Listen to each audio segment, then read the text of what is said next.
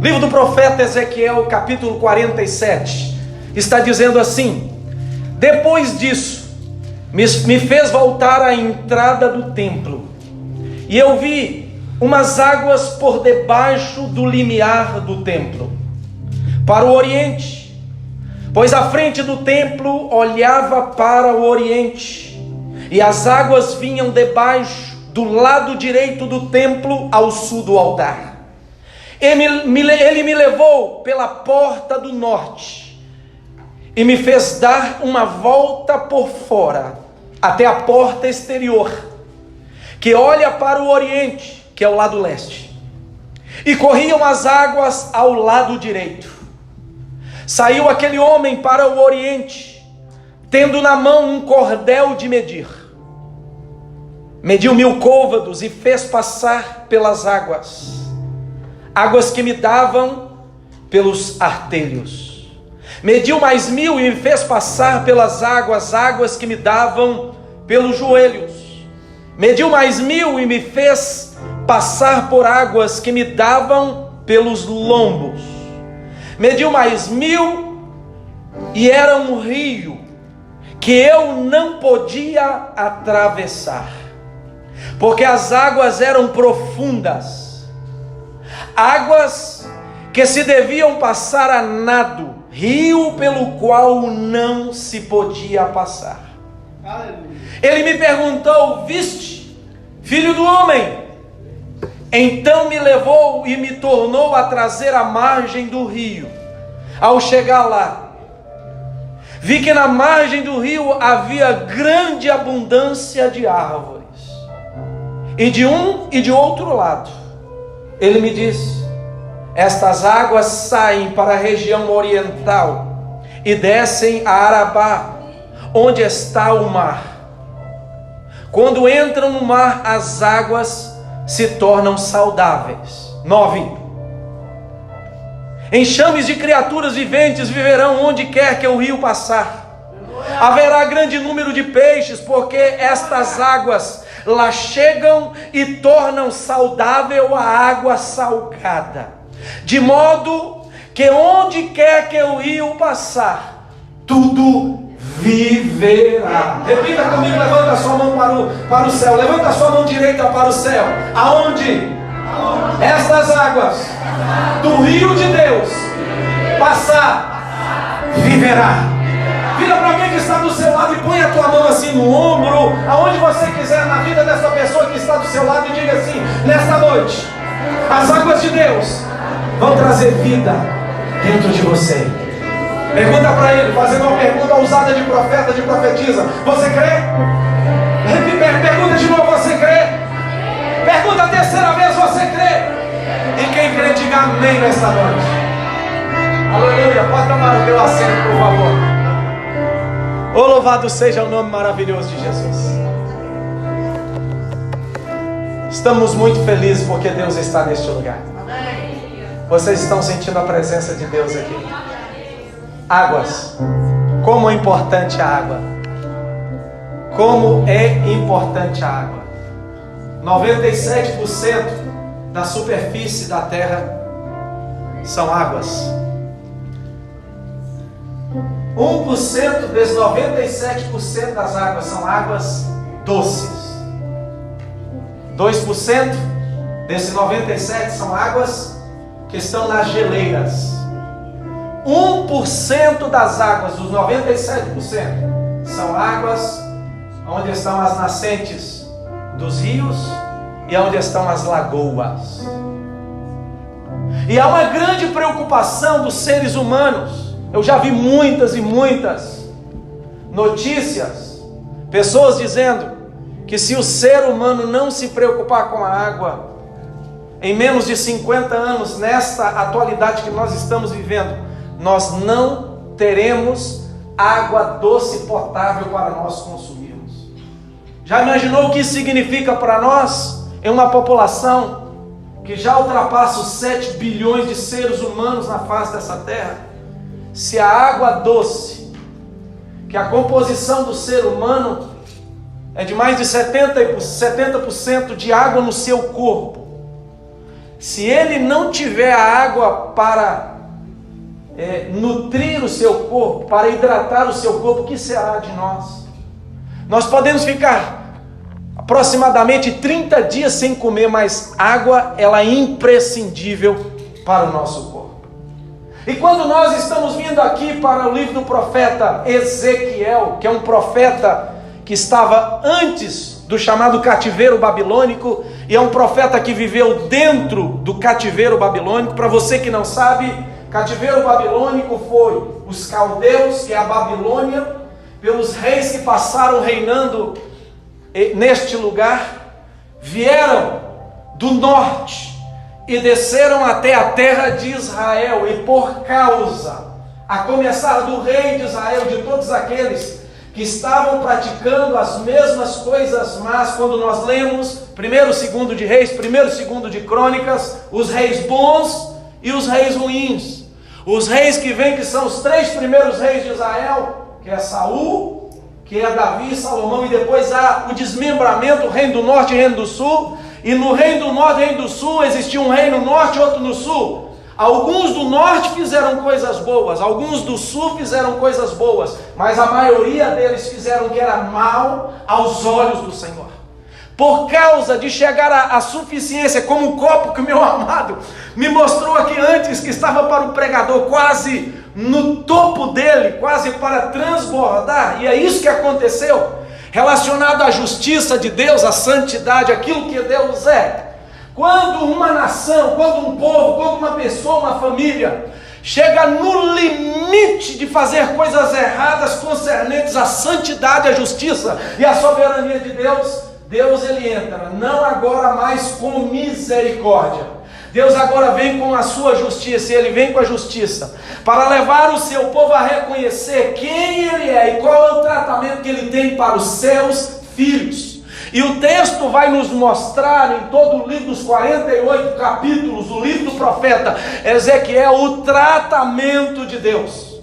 Mas Deus levanta este profeta dentro do cativeiro, a qual eles ficaram 70 anos, quando desceu o rei caldeu, cercou, levou o rei, matou os filhos do rei, furou os seus olhos, ele ficou de escárnio ali, vindo até morrer, e as gerações que estavam vindo, nascendo daqueles que estavam no cativeiro, perderam totalmente a caracterização de ser povo de Deus.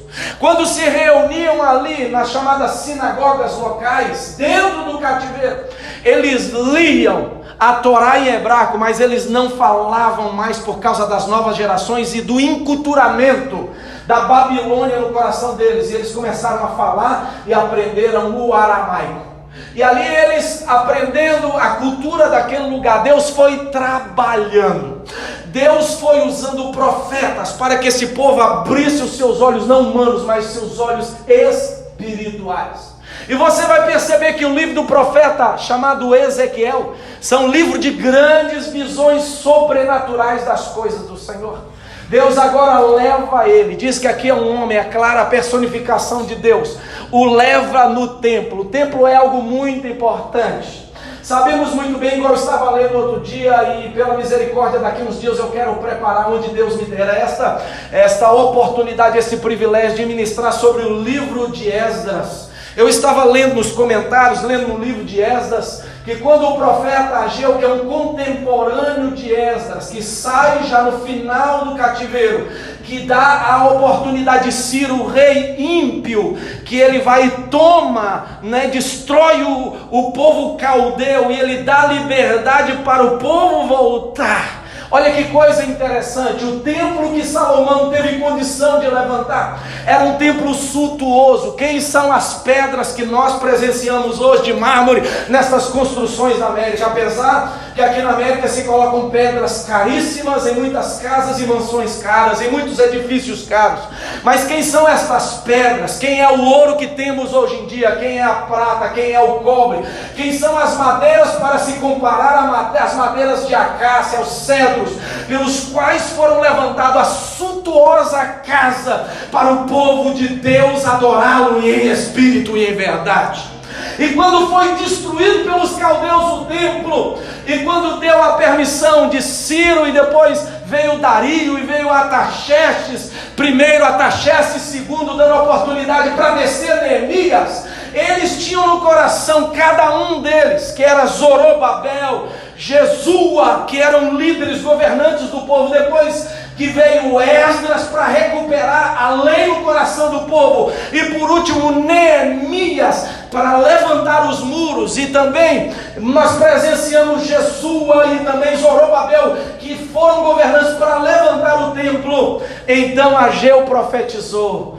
Todos lembram da glória daquele segundo templo, ou melhor, daquele primeiro templo. Por quê? Porque o primeiro templo, quando Deus manifestava nele, Deus manifestava num templo que foi colocado os melhores materiais, que agradaram tudo a Deus, nas medidas corretas. E eles faziam, quando falavam sobre isso, o profeta profetizava lembrando para eles que a suntuosidade do templo não era só luxúria, não era só o melhor material, mas era tudo feito com um coração humilde, com um coração realmente fazendo a vontade de Deus, não para soberba, não para mostrar para os povos, não para aqueles que traziam as suas ofertas para mostrar publicamente que ele estava ofertando uma oferta maior do que o outro, não. Mas eles estavam fazendo tudo porque Deus merece o de melhor, porque Deus merece as coisas mais superiores que nós podemos oferecer como seres humanos. E o profeta Ageu começa a lembrar, não sei porque que eu estou falando isso, mas isso é do Espírito Santo. Eu não estou dentro da minha mensagem, mas estou falando de templo.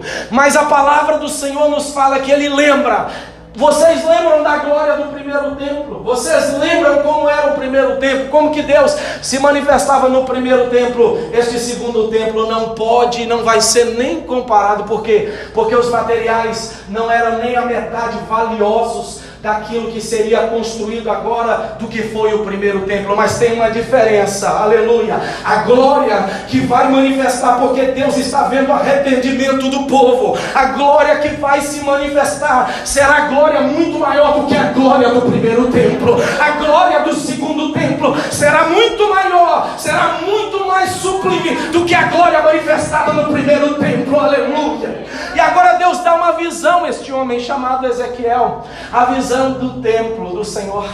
E a visão do templo do Senhor aqui é uma visão maravilhosa. Faz ele entrar no templo, faz ele sair, faz ele ir pelas portas laterais do templo. E quando ele sai, Deus dá uma visão maravilhosa, uma coisa sublime. Por que aquela edificação não caía dentro da água? Porque aquela edificação é uma edificação divina, uma edificação, não é soberana da parte de Deus. E diz a palavra do Senhor que debaixo do limiar, do alicerce do templo, saíam águas que corriam para o oriente. O oriente, chegando, quando nós lemos aqui, se você continuar lendo até o versículo de número 12, eu parei, eu queria ler todo por causa do tempo. Ali fala que esta água que sai como um rio, como uma nascente, torna-se um rio, ela vai para o oriente, vai para o leste. O leste chega até Arabá, que é uma planície. E Arabá, quando passa esse rio, ele deságua no chamado Mar Morto. Aqui está falando deste mar, é do Mar Morto. Nós sabemos que o Mar Morto, escuta bem, ele tem 26% de sal. A água, ela é pesada, por isso que as pessoas flutuam. Se você tirar a intensidade, a densidade da água do mar que nós temos aqui em qualquer lugar no planeta Terra, só tem 4%, e você ainda acha a água do mar salgada, 4% de incidência do sal. Agora a água do Mar Morto, o nome já está dizendo Mar Morto, tem 26% de incidência de sal. Tudo que colocar ali não persiste. Se colocar um peixe não persiste, uma alga não persiste. Se você colocar um camarão, uma lagosta, nada sobrevive, porque o próprio nome está dizendo é o Mar Morto. Mas a própria palavra está nos mostrando que quando este rio que sai do limiar de debaixo do templo chega onde está o Mar Morto, o Mar Morto torna-se a ter vida. O Mar Morto, ele recebe vida, e não tem como o sal do Mar Morto matar a água que está viva. Não tem como as coisas que o pecado faz na vida do homem, quando chega a água viva, que é Jesus na vida do homem, persistir o morto, persistir as trevas, persistir o pecado, porque a água da vida, que é Jesus, vai curar, vai ressuscitar e vai trazer tudo novo naquele que está morto e naquele que estava morto. Aleluia! Exaltado seja o nome do Senhor. E aí nós vamos perceber que quando nós olhamos para o capítulo 47, que fala de um rio saindo do templo de Deus, que corre para o Mar Morto, você vai perceber que essa água, quando ela vai correndo no rio, ela vai fazendo brotar árvores, vai fazendo brotar vida, ela vai trazendo algo suntuoso, que é a vida no lugar da morte. Se nós formos para o Apocalipse capítulo 22, que é o penúltimo capítulo da Bíblia, o último capítulo da Bíblia, nós vamos também perceber que lá está falando de uma cidade, lá está falando de um trono, que sai uma água, um rio, e chega até o meio de um jardim, que é o jardim de Deus. Lá está a árvore da vida, e essa árvore dá frutos que fazem nascer árvores de tanto um lado como do outro. E interessante que lá está dizendo que quando brotam os galhos e saem as folhas, estas folhas são como saúde para as nações. Aonde tem água tem vida, aonde não tem água, consequentemente não tem vida. Mas aqui, queridos, quando nós adentramos este texto, nós vamos perceber uma experiência particular, uma experiência individual deste homem, mas também que Deus queria dar a ele esta visão, esta experiência, mas para que esta experiência viesse a ele e chegasse também ao chamado povo de Israel. Esta experiência do rio, ela nos mostra três níveis interessantes. E o primeiro nível que eu encontro é o nível da experiência do versículo de número 3, porque diz que quando ele rodou, entrou, saiu pelos lados e chegou no lugar onde Deus queria mostrá-lo, que era a visão do rio, ali ele parou.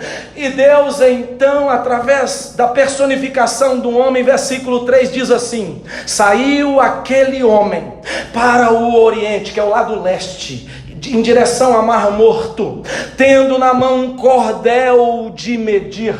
E este cordel tinha uma finalidade: medir. E ele mediu 1000 côvados, que quer dizer 500 metros na nossa medida aqui do Brasil. Não sei se em Portugal é esta medida. 500 metros, que é 1000 côvados. E esta primeira medida, disse assim este homem, que é Deus, para o profeta, e diz assim: e me fez passar pelas águas. Ou seja, ele mediu os 1000 côvados e disse para ele: começa a andar. E quando ele começou a andar, ele percebeu que este primeiro nível da água era uma água que dava nos seus tornozelos. Mas quando nós olhamos para esta experiência, nós vamos aplicar esta experiência fazendo uma tipologia para nós. Essa primeira experiência que o profeta deveria passar, que ele teria na visão, e que Deus iria levar o povo também quando tirasse eles do cativeiro para voltar para a sua cidade, o seu território natal, é a experiência chamada experiência dos tornozelos. O que é isso, pastor? É o primeiro nível, é o começo de tudo na vida de alguém. Esse começo é um começo maravilhoso, tudo é novo, tudo é surpreendente. Nós conhecemos coisas tremendas, as virtudes de Deus, nós ficamos empolgados com o reino. Nesta primeira experiência dos tornozelos, é a base do conhecer e da vida cristã. Como é bom o primeiro amor, como é bom os primeiros passos com o Senhor, a prática da oração, o jejum. Você jejua e ora espontaneamente, sem pressão, sem você colocar uma carga pesada. Por quê? Porque você está no primeiro nível, que tudo é maravilhoso para a sua vida. Mas tem uma coisa: este primeiro nível dos Esse primeiro nível dos tornozelos é um nível que nós temos que ter muito cuidado. Tudo é novo, tudo é maravilhoso, tudo é surpreendente, tudo nós aceitamos muito fácil na nossa vida, mas nós não temos raízes profundas. Salmo 1 fala que o justo é como uma árvore plantada junto a ribeiros de água, mas esta árvore plantada junto a ribeiros, quando ela brota, quando ela começa a nascer, ela não tem raízes profundas. Este é o começo da nossa experiência com Deus. Nós somos uma árvore, mas nós não temos raízes profundas. E para você passar vendavais, passar problemas, passar dificuldades, passar tentações e tribulações do inimigo, você e eu precisamos raízes profundas. Mas este tempo é um tempo que nós não vamos expressar maturidade, é um tempo de começo, e estas experiências é que nos farão ter raízes profundas. Cada dia, cada caminhar é que nos mostrará raízes profundas, é que nos alicerçará em raízes profundas. Segundo nível, então, que o Senhor quis mostrar para o profeta, além do nível dos artelhos, que são os tornozelos, está no versículo 4: mediu mais 1000 e me fez passar pelas águas, águas que me davam pelos joelhos. Depois que ele saiu daquele primeiro nível, que ele não teve muita profundidade com a água, é o primeiro nível na nossa vida, um nível maravilhoso para nós, um nível que nós conhecemos as coisas que temos que praticar, conhecemos a Jesus, nós nos empolgamos, mas não tem raízes. O Senhor mediu e falou: adentre para este novo nível, e o novo nível levou a ele até os joelhos. O nível dos joelhos, escuta bem, já conhecemos o que é o reino, a igreja, as tarefas, as funções de cada um de nós que somos cristãos. Segunda coisa, começamos a buscar a Deus em oração, a experimentar e a ter experiências com o Espírito Santo. Neste segundo nível, nós buscamos conhecer a palavra, nós temos fome de ler a Bíblia, estamos viajando no ônibus lendo a Bíblia, estamos viajando no metrô lendo a Bíblia, qualquer segundo lendo a Bíblia, porque nós estamos em um nível que começamos a ter uma profundidade com o Senhor. Neste nível também, o propósito de Deus começa a se cumprir na nossa vida. Deus começa a revelar ao nosso coração qual é o nosso propósito. Nós não vivemos de objetivo, porque objetivos são humanos, mas propósitos são divinos na vida do homem. Aleluia!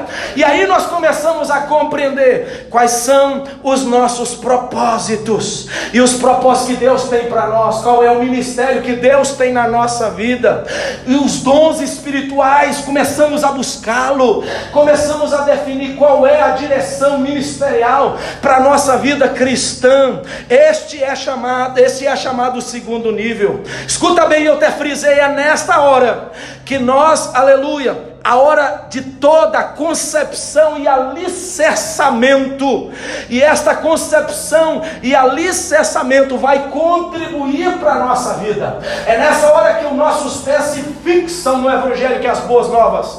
É nessa hora que nós compreendemos o que Deus tem para cada um de nós. Mas tem uma coisa, nós estamos só no meio. Aonde? Nós estamos só no meio, nós estamos avançando, mas nós não chegamos no nível que Deus tem para a nossa vida. Ainda é tempo de buscar, ainda é tempo de definir algumas áreas que nós não temos resposta. O mesmo versículo fala do terceiro nível: mediu mais 1000 e me fez passar, ou seja, adentrar em águas, não é? E estas águas me davam pelos lombos, ou seja, chegava até a cintura.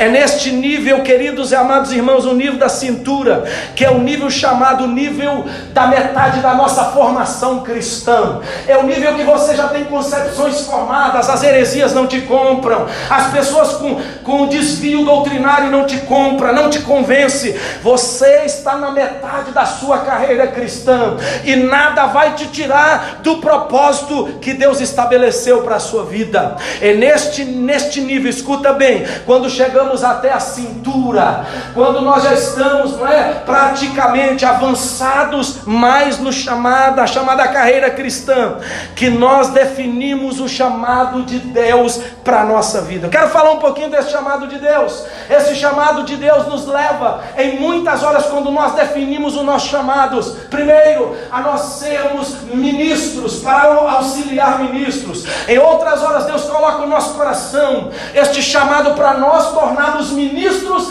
para nós podermos treinar pessoas que estarão cuidando de outras dentro da casa do Senhor. É aí que Deus levanta pastores, missionários, evangelistas, presbíteros, diáconos, levanta professores, levanta pessoas para evangelizar, pessoas para visitar. É nesse nível que você define: eu não tenho um chamado pastoral, mas Deus me deu o dom de tocar. Eu não tenho o dom de tocar, mas Deus colocou no meu coração: eu vou levantar uma assistência social na igreja. Eu não tenho um chamado para assistência social, mas tem que ser de todos. Deus me levantou para evangelizar. Eu vou sair pelas ruas de Milford, eu vou evangelizar, porque eu tenho almas para ganhar para Jesus, aleluia. É neste momento do nosso nível da cintura que Deus define propósitos que levarão você por toda a vida a cumprir.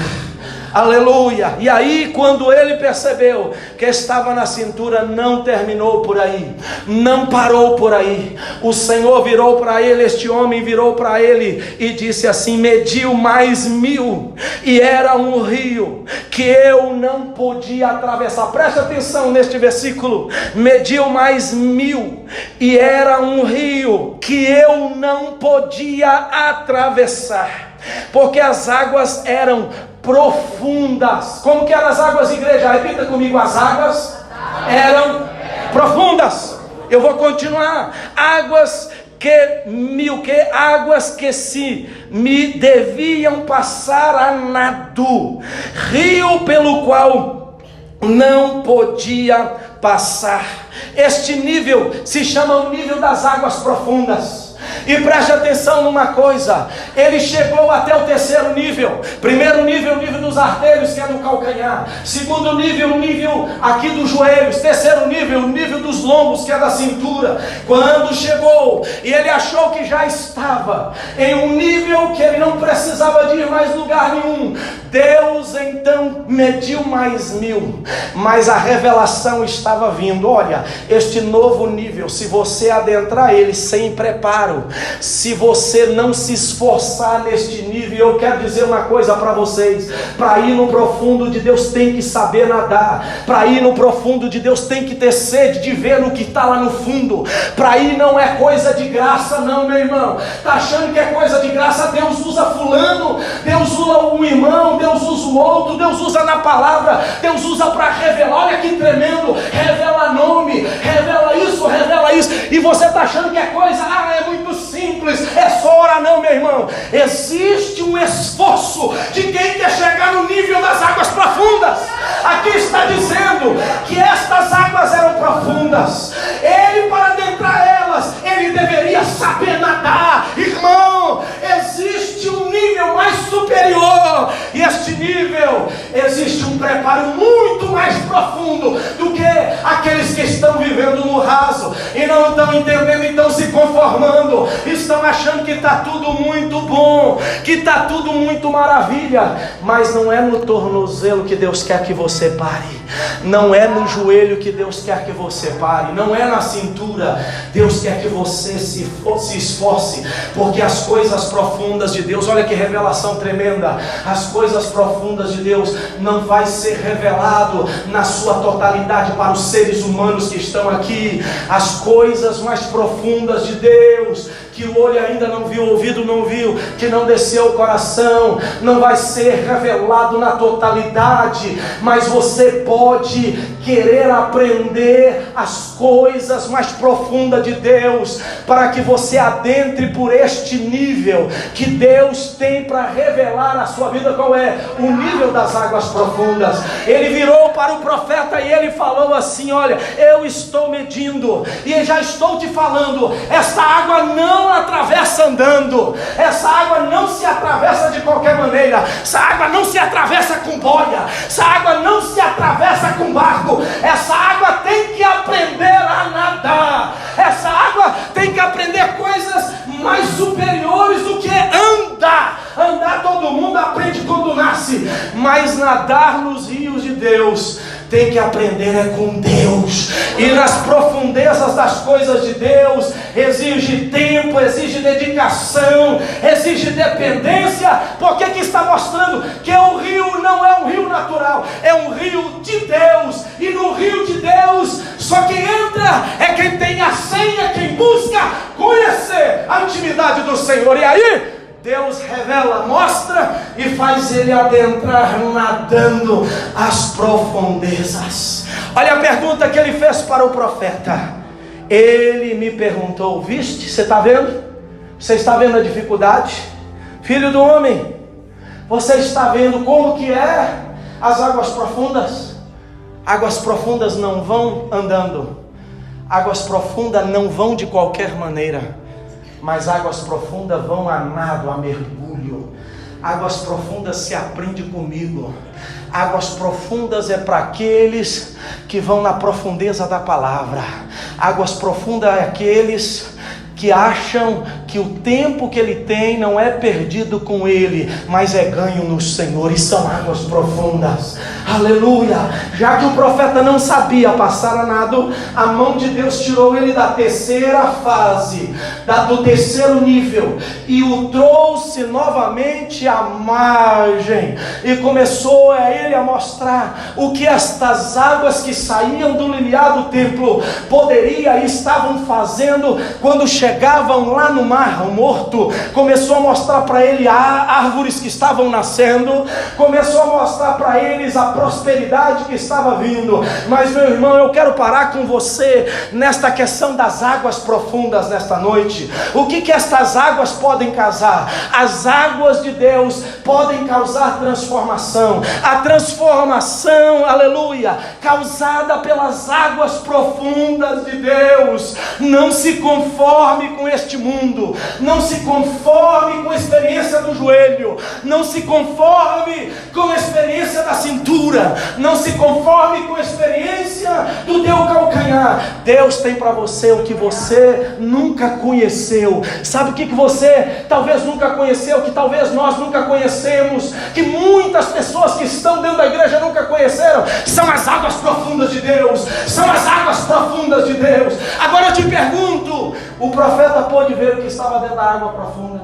Ele pôde sentir o que era água profunda? Não, porque o profeta não teve a ousadia e teve, eu creio, até medo de começar a nadar, porque ele não sabia qual seria a consequência das águas profundas. Se ele soubesse nadar, se ele fosse ousado, se ele quisesse mais experiências, ele teria caminhado e depois nadado e mergulhado nas águas profundas. Não precisaria da mão de Deus ter o tirado da terceira fase, do terceiro nível, e levar até a beirada do rio. Ele chegaria até a beirada do rio, porque aquela fase de ver aquilo que ninguém vê, sentir aquilo que ninguém sente, ir aonde ninguém poderia ir, ele foi e chegou do outro lado por causa da experiência profunda. Igreja, escuta bem, só as águas de Deus podem nos levar à transformação em níveis muito mais profundos. Só as águas de Deus, e só quem quer ir no profundo com Deus. Mas ir no profundo com Deus, escuta bem, não é para qualquer um. Deve haver uma maneira, um esforço diferente da nossa parte. Isso Deus quer revelar para você quando você lá na sua intimidade busca a Deus aonde o pastor, aonde ninguém vê. aonde você se humilha, aonde o choro te toma dentro do carro às 6 horas da manhã, quando você se sente nada e sente que Deus é tudo na sua vida. É este aconchego, esta intimidade que te leva a reconhecer que Deus ainda não parou dos seus níveis para poder te levar. Aleluia. A pergunta é: você viu? Você viu, filho do homem? E com certeza ele viu que ele não podia ultrapassar a profundeza da água. Foi preciso Deus o pegar e o transportar para o outro lado. A minha pergunta para você é: quem pode te fazer viver experiências do profundo desconhecido do rio de Deus? Quem pode te fazer viver essas experiências? Primeira resposta que eu te dou e que você vai responder para você, sabe quem é? É você mesmo. Você mesmo tem que decidir: eu quero conhecer o profundo desconhecido de Deus. Eu quero conhecer o que Deus ainda tem escondido para me mostrar da sua intimidade. Só quem conhece o íntimo de alguém é quem entra em intimidade com alguém. Aleluia. Esse é alguém que estou falando aqui nesta noite se chama Jeová, o Deus eterno e todo-poderoso, que não quer que você fique na cintura, mas que você se adentre totalmente e ainda vai lá no profundo dele para ver os tesouros que ele tem para revelar para você. Quantos que podem adorá-lo na beleza da sua santidade? Adore. Quem pode fazer você viver? Você mesmo. Você mesmo pode, buscando experiências práticas de uma vida espiritual com Deus. Segundo, conhecendo e aceitando quem é Jesus para a sua vida. Como que eu posso pregar de Jesus se eu não conheço Ele? Não sei, nem nunca fez um milagre na minha vida. Estou dando um exemplo. Como é que eu posso falar que Jesus cura se Ele nunca me curou de nada? Você precisa buscar essas experiências, conhecer quem é Jesus. Quem é Jesus? Para muitos, ainda que estão dentro da igreja, não estou falando dessa, mas estou falando de uma maneira genérica. Para muitos, Jesus é histórico. Jesus não é de experiências pessoais. Para muitos, Jesus é histórico. Quem é Jesus para você, meu irmão? Um Jesus que você escuta falar todas as vezes na escola dominical e no púlpito, e nunca conheceu o que Ele é na prática da sua vida? Nesta noite eu quero te desafiar. Fala: Jesus, aparece para mim em sonhos. Jesus, entra nas causas impossíveis da escola, entra nas causas impossíveis dessa enfermidade que está me assolando. Começa a pedir Jesus para entrar. Sabe por quê?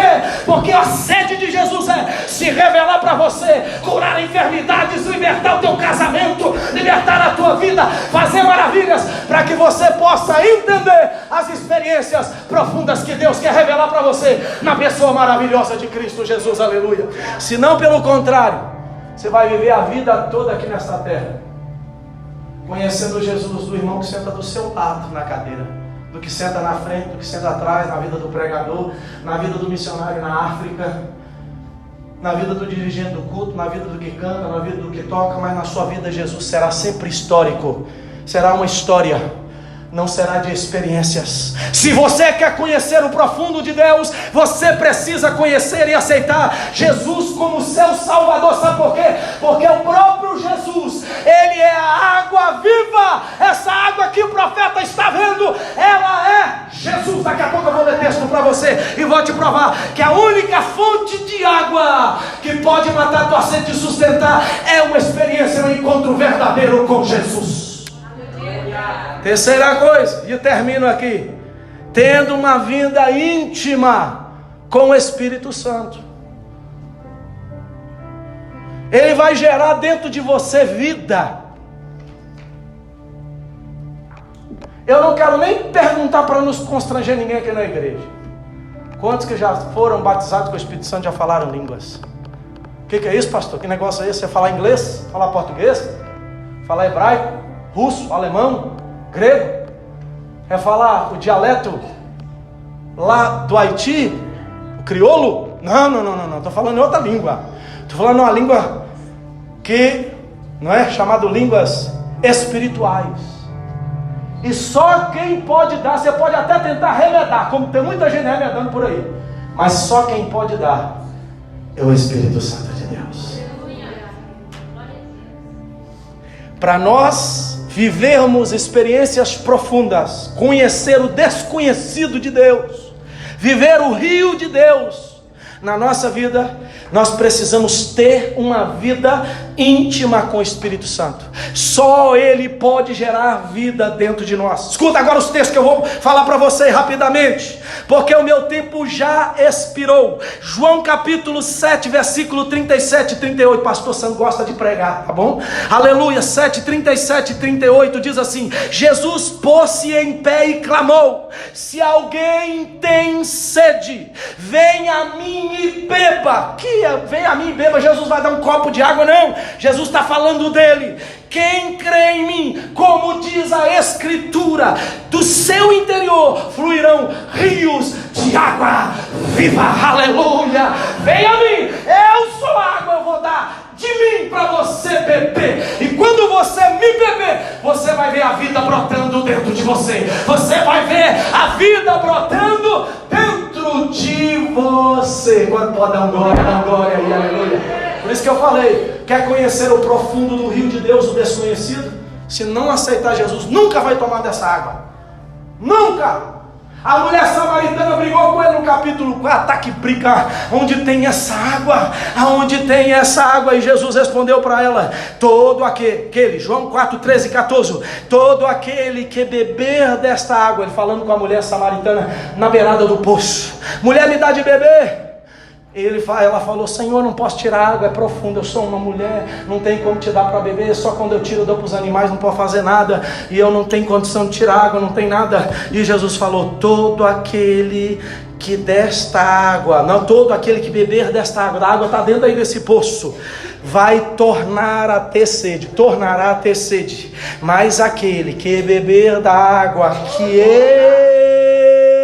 lhe der, nunca mais terá sede. Deveras, a água que eu lhe der se fará nele uma fonte de água que jorre para a vida eterna. Aleluia. Essa água é uma água transformadora, que transforma deserto em lugar verde, que transforma deserto em um rio que brota e traz vida, em um rio de água viva. Ou seja, para que essa fonte dentro de mim jorre, eu tenho que aceitar Jesus como meu Senhor. Ele tem que me trazer experiências. E aí dentro de você, que é um deserto seco por causa do pecado, vai brotar água, vai trazer vida. E essa água, o que essa água faz, pastor? Traz alegria, traz paz, traz contentamento, traz mudança. Aleluia. Aonde a água passa, irmão, não tem jeito da morte continuar. A vida vem, a alegria vem, a prosperidade vem.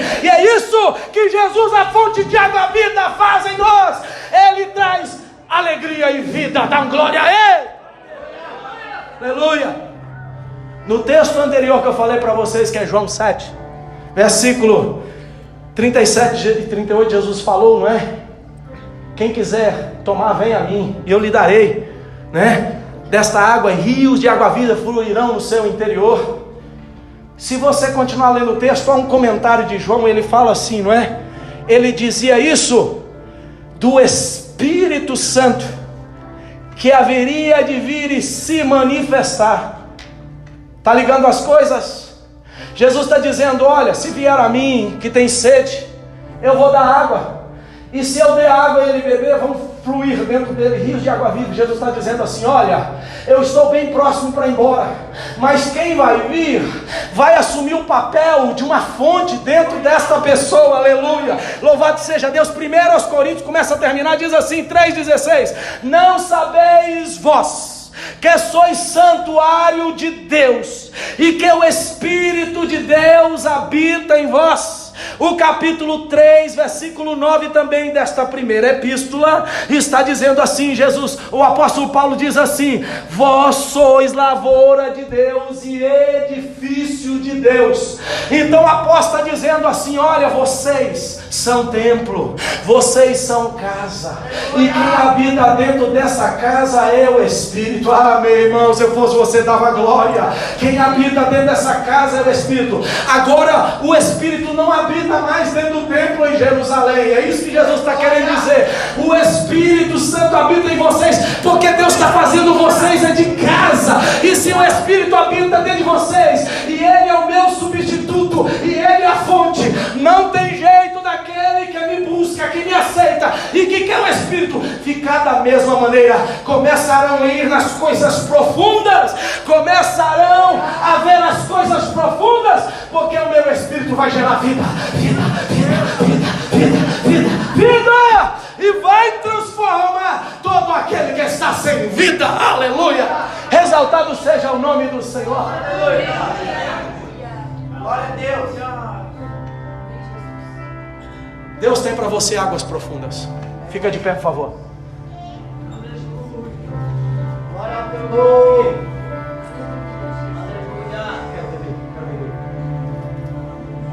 Quero beber do teu rio, Senhor. Sacia minha sede, molhe o meu interior. Eu quero fluir em tuas águas.